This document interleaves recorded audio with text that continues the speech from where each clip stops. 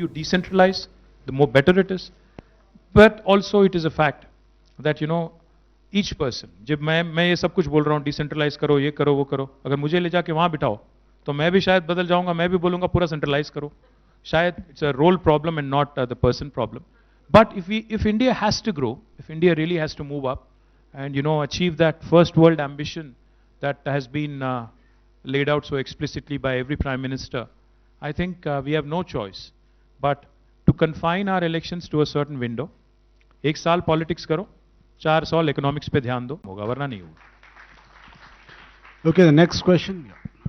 Thank you, Ravikant Reddy sir. This is Dr. Ramesh Kanniganti. Sir, what an young, dynamic and then very impactful minister you have been. I have been observing it, sir, for the last decade.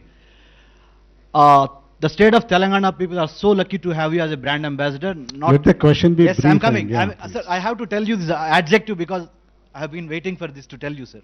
Maybe I chose this occasion. Sir, నేను మీకు assembly ticket ఇవ్వలేను sir. No, sir. No, sir. No, sir. I'm an academic, sir. I'm an academic. So, I run a think tank on Center for Human Security Studies. Ravikant Reddy, sir, you know it. Telangana, I have been watching for the last few years. Freedom from want, freedom from fear, freedom to live with dignity are the cornerstones of human security, which is exactly evident in the state of Telangana. This I have been observing, sir, without being any exaggerative in my observation. Thank you, Ramesh Garu. Thank you so much. Very kind of you to say that. Like I said, we have been a very inclusive government. One of the things, I have to share this anecdotal experience of mine with you. As soon as the state was formed, like I said, there were a lot of apprehensions. So I was invited to an event at the film industry, Producers Council. So when I was going there, I asked the Chief Minister, I said, sir, what should I be saying to allay any fears, allay any apprehensions that they might have? What should I say? He simply said one thing. He said, ask these guys to stop thinking about being a Telugu film industry. Ask them, whether they have it in them to become a South Asian, hub for South Asia, to make Hyderabad a hub for South Asia. Yes. So that was his perspective all along. So he always told me, and told all of us, all of my colleagues as well, he said, once the state becomes a reality, then people are going to ask you for development. People are going to ask you to fulfill all the promises you've made on water, on funds, on employment, on everything else that you've put out in your manifesto. So he said, focus on that. Don't focus on anything that divides us, but focus on everything that unites us. And that's exactly what we have done, and thank you for your kind words. Sir, the food, the health... Okay, Ramesh, water, I think there were a lot of people waiting. Okay. So before the mic goes to that lady, there's a question online. Someone can, please, yeah. The question coming from Delhi, sir, from Business Line, Mr. Srivats. His question is, as a young state, how do you plan to ensure that you get a fair share of central tax devolution in the years to come to supplement states' own resources for development? Is there a case to redefine the tax devolution formula and relook at the criteria underlying it? See, tax devolution is a constitutional right. I don't think the centre is doing us any favors by actually bestowing on us, what we are owed as per constitution. So what we get today is nothing but, a constitutional right of ours. Besides this, because Richa mentioned cess, I have to tell you this. She said cess. Let me help you understand this one, teeny weeny bit which might have missed your observation. Back in 2014, when Prime Minister Modi took office in Delhi, the price of crude oil per barrel, let me remind you, was about $100. But the price of petrol was about 70 rupees. The price of diesel was, I think, about 65 or 60. I don't remember exactly. But the price of crude oil was around $100. But now, 8 years later, the price of crude oil, of course, it keeps wavering every day. But now, on an average, if you look at the last 3 months, it's around $60. What happened to the fuel prices? They're around 115 in Telangana, 112 in Karnataka, 100 somewhere else, 100 and odd something in some other place. What happened? What happened is, Government of India came out with this 2 additional cess, additional excise duty and a cess that has been imposed on us. And let me tell you, we do not get anything out of this cess. The states are denied their rightful share. Because of these cesses, these additional excise duties, we do not get anything that we are supposed to get. Had it been another form of tax, we would have had that 41% devolution that you just mentioned. But they're denying us, depriving us this, and they've garnered more than 35 lakh crores now in the last 6 years to the union kitty. And they've not really opened their purse strings to any of the states. So this is a fact. These are the things that they've resorted to. While they said 10% हमने बढ़ा दिया devolution, but क्या किया? अलग अलग तरीका ढूंढ निकाला जिसमें से पैसा कैसे काटना है, राज को कैसे सताना है, उसका एक तरकीब निकाला. आज जब हम लोग बोलते हैं मोदी जी को कि सर जब 100 रुपया बैरल था, एक क्रूड ऑयल बैरल था, 70 रुपए का पेट्रोल था पूरा देश में, आज 115 110 है, तो क्यों ना आप पूरे देश में सेस स्क्रैप करो, एक्साइज ड्यूटी स्क्रैप करो, क्यों ना फिर 70 रुपए में देंगे. मुझे इतना ट्रोलिंग होता है इस बात पे. लोग बोलते हैं कि पहले तुम अपने राज में तो करो. मतलब क्या हुआ? आप स्क्वीज करोगे आप और कम करें हम, ये कहां की रीत है? So you will continue to pinch the people of this country and you want the states to get penalized for it. You want the states to actually dry off their coffers and again bleed. And you know what happens is effectively when the state starts bleeding, Modi ji will come here and give a lecture, भाषण की, देखिए इनको चलाने नहीं आता, पूरा राज को बर्बाद कर दिया. So this is their agenda. They squeeze you, they strangle you, and then they come and tell you that these guys are not performing. So point is, 100% the constitutional right which is owed to every state, अगर उसको तो देना ही देना है, उसमें कोई चारा नहीं है उनके पास. साथ ही साथ अगर भारत को आगे बढ़ना है, we need to start looking at radically leveraging our economy. Today in Hyderabad Metro, we have Canadian pensioners' money here. Canada Pension Fund invests in Hyderabad Metro. Where is Indian pensioners' money? कोई bank में, कोई FD में बैठा है, 30 लाख करोड़ बैठा है वहां पे. भारत जैसे देश को अगर आगे बढ़ना है, do we not need this money to invest in infrastructure? You know, there's a great saying of President John F. Kennedy that I would like all of you to dwell on for a bit. I read this for the first time when I landed in the US. John F. Kennedy very, very famously said, America does not have good infrastructure, does not have good infrastructure because it is rich. America is rich because it has good infrastructure. So it is incumbent upon us to understand that investments into infrastructure, power, roads, ports, airports, seaports, all of these are essential if we have to move up to the second world and the first world league. And unless government of India really works with us. See, for instance, if we have to, have inland waterways happen all the way to Bhadrachalam, Richa said we are landlocked. There is only so much you can do. She said, no, we can do more. We can bring a vessel all the way up to Bhadrachalam, to the border of Telangana, provided Union government facilitates and works with Andhra and Telangana governments and invest together.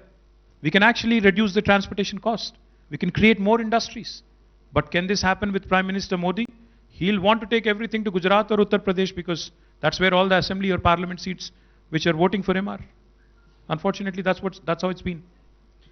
I will take a question from that lady. Let the question be brief, ma'am. Hello, ma'am. Very brief. Brand KTR Garu and brand Telangana are synonymous. Thank you, ma'am. Whether it is 1 minute, 5 minutes or 45 minutes, it's always a privilege to listen to you. Kind of you, Having said that, I work in public health and I have seen how a flood was monitored, including switching off the electricity. The poles were monitored and the last mine was taken care of by the state so that nobody got electrocuted. The question from you is, or you didn't touch on the communications that you did present throughout Telangana.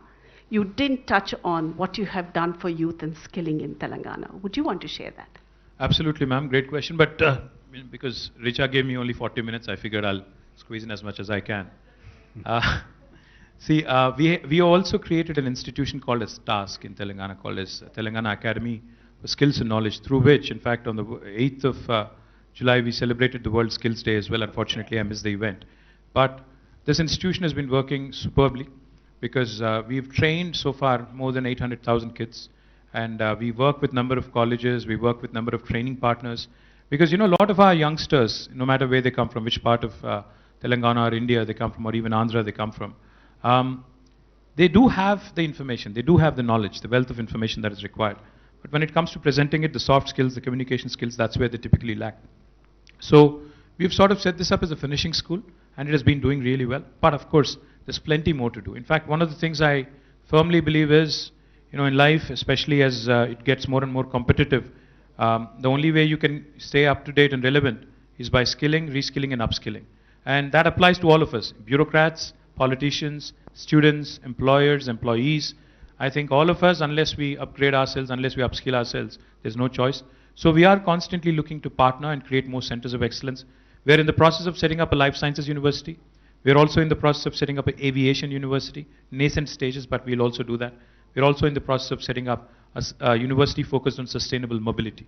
So all of this, I mean, education plus skill building and capacity building is something that we have tried to do as much as we can, but there's plenty more to do, I assure you, and we'll stay focused on that. Thank you, ma'am. We will take a question from Pooja, who has come all the way from Delhi. Can someone pass on the mic to Pooja? Have I hurt your Delhi sensibilities? Not at I all. hope I have. Not at all. Congratulations, Minister, on being a very high-performing state. I have to confess, I didn't know as much about your state, so your lecture has been very informative for me. My question is that you very rightly have a lot of, let's say, complaints against Delhi and the treatment given by Delhi and basically the central government to even high-performing states such as yours.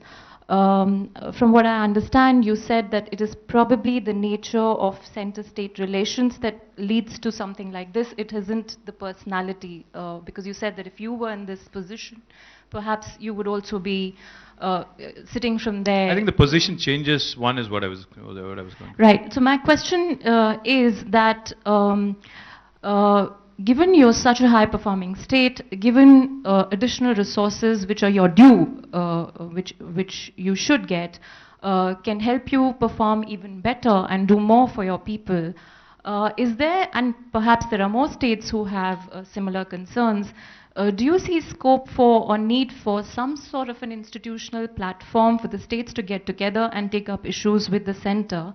Because just waiting for an electoral cycle to be completed and change faces, or perhaps hope for a coalition where regional parties or smaller states have more voice and bargaining power, an institutional mechanism may work. Now, traditionally, we have had certain institutional mechanisms and people have had issues with them, rightly so. They have not lived up to the expectations. There's always scope for improvement, etc.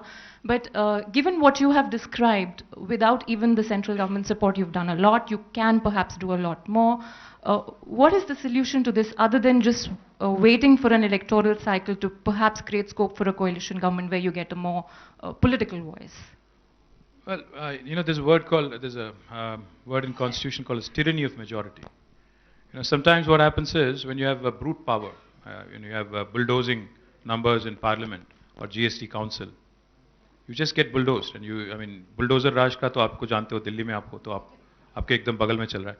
तो bulldozing majority जो आज हिंदुस्तान में है, कभी का एक बार शायद वो अच्छा नहीं है, क्योंकि हम लोग पहले से ये मानते थे कि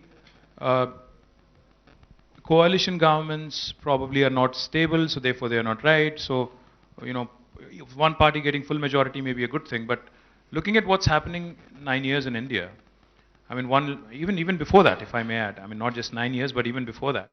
पीयूष गोयल आए थे एक बार यहाँ पे, हमने एक इंडोर मीटिंग बुलाई, All India Medical Devices Manufacturers Association. As part of this meeting, Piyush gave a very nice lecture on how nationalism should take center stage and how सभी मैन्युफैक्चरर्स को यहाँ पे हर कुछ करना चाहिए, हम लोग 80% बाहर से इंपोर्ट करते हैं. It was indoor meeting, no press, so none of them could report anything. So one of the manufacturers got up. They said, "Sir, मैं एक बात आपसे कहते हैं." मैंने कहा क्या? बोले कि मैं आज अगर चाइना में ग्लव खरीदता हूँ, मास्क खरीदता हूँ और इंपोर्ट करता हूँ हजारों मैल, तब भी वो सस्ता पड़ता है यहाँ बनाने से. मैं क्या करूँ बताओ आप? आपने कहा अच्छी बात है, भारत के हो, भारत के लिए बनाओ, ठीक है, बट अगर वहाँ से लाता हूँ तो सस्ता पड़ता है. आपके इंपोर्ट ड्यूटी, रॉ मटेरियल लाने में इतना मतलब जो अड़चने हैं, इसको हटाओ, इस पे ध्यान दो. ही wouldn't listen, he would say नहीं, क्या कह रहे हो आप, सोचो भारत की तरह सोचो. ठीक है यार, हम सभी इंडियन हैं, कौन कह रहा है कि हम कहीं और देश से हैं, हम सभी चाहते हैं कि भारत तरक्की करे. The point I am trying to make is, I know it all mindset does not work. See, we've had institutions like Planning Commission and Niti Aayog precisely for this. But we haven't sat with Niti Aayog in the last 4 years. We said, we refused any meeting with Niti Aayog. Our Chief Minister said, there's no point in meeting these fellows. They were very insulted, they felt humiliated. But we said, what is the point of talking to you when none of your recommendations are honored by Government of India, they're thrown in a dustbin. So what is the point of talking to you? No, so the answer, I'm eventually coming to it. The answer is, if you ask me straight, I think some sort of a government where you would have, ideally speaking, this is a utopian world, maybe not cut out for India in 2024, but I'm trying to paint a utopian picture. Maybe having experts from various fields come in, who will raise above petty political consideration and look at, do a SWOT analysis of India and say, Telangana क्या कर सकता है, आंध्रा क्या कर सकता है, महाराष्ट्र का strength क्या है, गोवा का स्ट्रेंथ क्या है, इस पे प्ले करो और जो स्किल जिसका है उसके लिए उसको एक कंसिडरेशन और उसके लिए कोई पार्क बना रहे हो तो वहां दे दो, जहां स्ट्रेंथ है वहां ताकत लगाओ, रिसोर्स लगाओ, क्योंकि कम रिसोर्स है. तो अनलेस ऐसा एक माहौल बने where SWOT analysis done for the entire country and we play to our strengths and we also offset our weaknesses by way of leveraging our existing resources. But I don't think that is going to happen anytime soon. So whatever I just said will remain on paper for a very long time. If I may just follow up, Yes, my ma'am. point was, I'm fully sensitive to each and everything that you have said. My point only was that, what should be the mechanism to carry out exactly this conversation that you're saying, because the current mechanisms are not working. The current institutions, as you said, the Niti Aayog, the GST Council, floor of House and Parliament, all of that is not working. Cabinet is not working. So one solution seems to be for there to be a coalition government in the center. But it may again become it may get hijacked by exactly the same kind of interests that currently work. Coalition is no guarantee against majoritarianism. So is there scope for the southern states or any states to come together and for them to create an institution? Because Niti Aayog, etc., all center created अगर institutions. Southern state साथ आएंगे ना, कल से हमें label दिया जाएगा कि हम लोग देश से अलग होना चाहते हैं. So So let me we put have it to be differently. careful about that. So let me put it No, differently. let me tell Yeah. you one thing. I know, I understand what you're saying. I understand what you're saying. There is a huge, and I'm presuming you're a journalist, Pooja, so, and all the journalists here are going to hate me for saying this. The media in this country has lost its spine. There is no way the media in this country is able to question the Prime Minister or his government, unfortunately. और दूसरी बात, there is a heavy information vacuum in this country. मुझे कभी का एक बार एक समाचार लेने के लिए, एक न्यूज़ लेने के लिए 4-5 न्यूज़पेपर पढ़ना पड़ता है कि है कहाँ न्यूज़ यार. एक पेपर पढ़ोगे तो बोलेगा वो कि कुछ और हो रहा है, दूसरा बोलेगा न्यूज़पेपर कम हो गया, व्यूज़ पेपर ज़्यादा हो गया, दूसरी बात. तो इसीलिए the only instrument that I depend on today is social media, because that has become sort of more democratic. So I think crowdsourcing of ideas is not such a bad idea. If I was given an opportunity, I would certainly do that. In fact, in my current role as well, even this morning, one commuter from Hyderabad texted saying, tweeted saying, boss ऐसा करो कि तुम लोग citizen awareness groups बनाओ, citizen volunteers को add करो. I take up suggestions. I try and do that as much as I can in the limited time that I have. But I hope and pray that government, whoever is in government in 24, will also have the wisdom.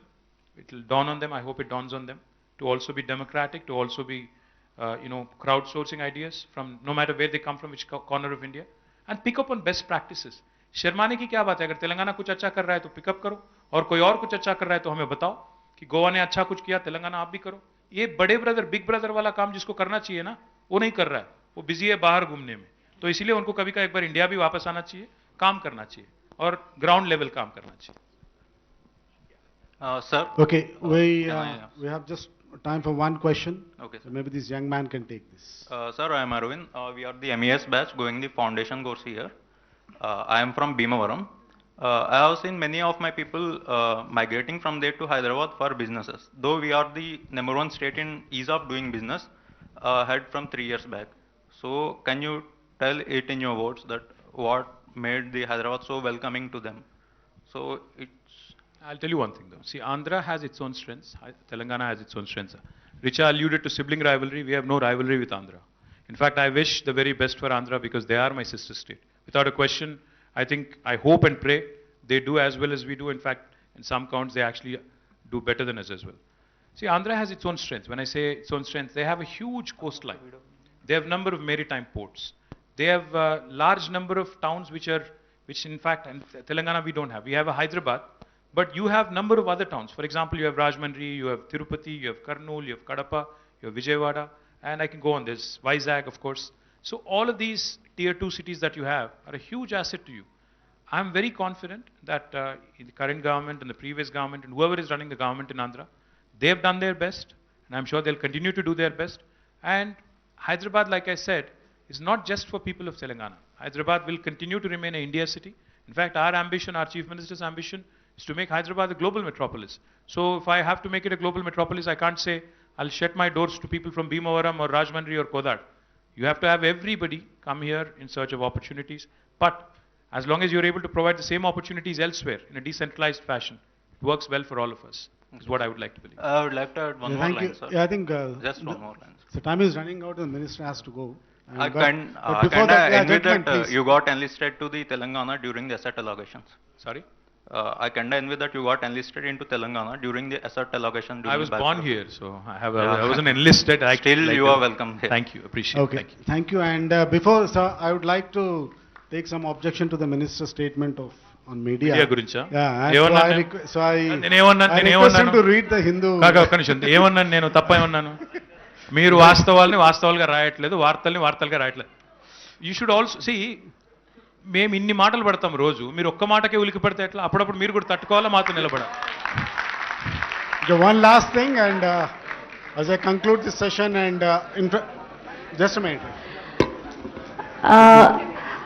If you could all settle down, please. We just have a quick token of our appreciation we would like to present to the minister. I would like to invite Mr. Benhur Eka also on stage.